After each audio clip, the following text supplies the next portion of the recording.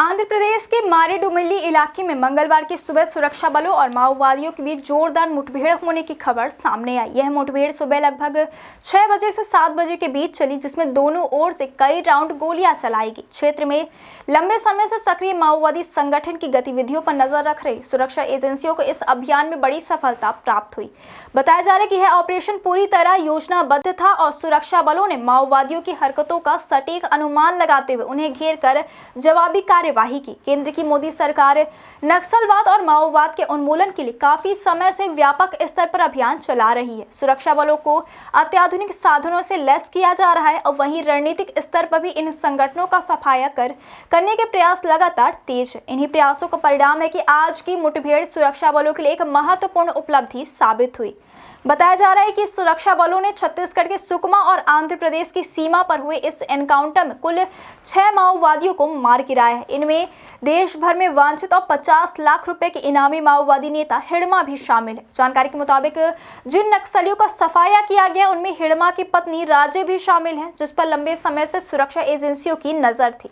इसके अलावा 25 लाख रुपए के इनामी माओवादी शंकर के मारे जाने की पुष्टि भी सामने आई है। इन तीनों को माओवादी संगठन में महत्वपूर्ण भूमिका निभाने वाले और कई बड़े हमलों के मास्टरमाइंड के रूप में जाना जाता था। इसलिए इस ऑपरेशन को माओवादी गतिविधियों के विरुद्ध जारी अभियान में एक बड़ी सफलता माना जा रहा है। सुरक्षा अधिकारियों का मानना है कि यह मुठभेड़ माओवाद के ताबूत में एक और कील साबित होगी और आने वाले समय में इस क्षेत्र में नक्सल गतिविधियों में और अधिक गिरावट देखने को मिलेगी। इस पूरे अभियान को आंध्र प्रदेश के विशेष कमांडो यूनिट ग्रे हाउंड्स ने अंजाम दिया। ग्रे हाउंड्स उन चुनिंदा विशेष बलों में से एक है जो घने जंगल और कठिन इलाकों में ऑपरेशन चलाने के लिए प्रसिद्ध है।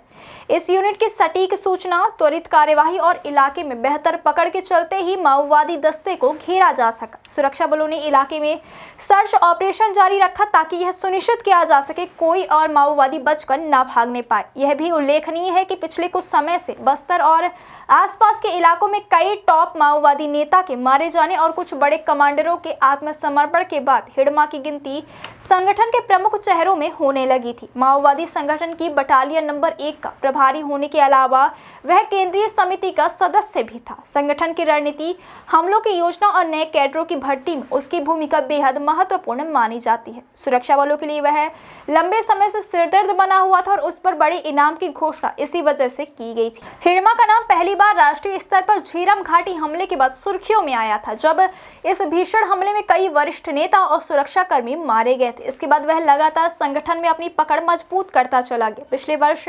माओवादी संगठन ने उसे केंद्रीय समिति का सदस्य भी बनाया था। हालांकि पद के औपचारिक पदानुक्रम में वह बहुत ऊपर नहीं था और उससे ऊपर भी कई बड़े नेता मौजूद थे, लेकिन मैदान में उसकी सक्रियता, प्रभाव और रणनीतिक कौशल के कारण उसे संगठन का सबसे ताकतवर चेहरा माना जाता था। उसकी मौजूदगी से इलाके में लगातार असुरक्षा का माहौल बना रहता और वह कई बड़े हमलों की साजिश रचने के लिए कुख्यात था।